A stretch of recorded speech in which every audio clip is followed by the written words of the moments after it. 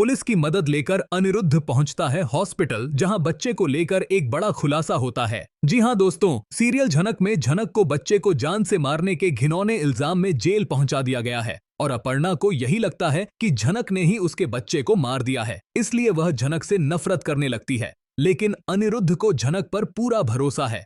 उसे लगता है कि झनक ने कोई गलती नहीं की है और झनक जो बोल रही थी वह सच है। जरूर हॉस्पिटल में ही कोई बड़ी गड़बड़ी हुई है।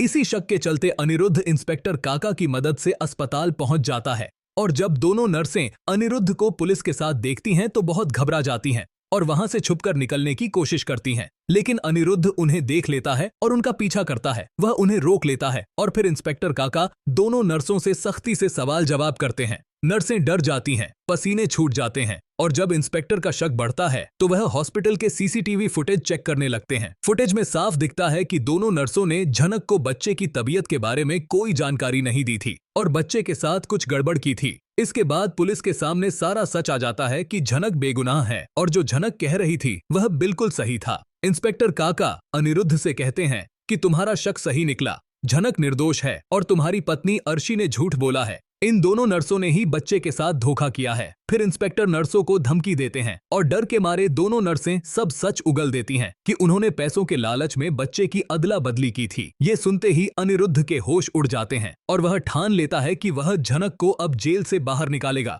और अपने असली बच्चे को वापस लेकर रहेगा। अब अनिरुद्ध सबसे पहले झनक को जेल से रिहा करवाने की कोशिश करता है और फिर झनक के साथ मिलकर पुलिस की मदद से उस बच्चा चोर के घर जाने वाला है जिसने उनके बच्चे की अदला बदली करवाई थी।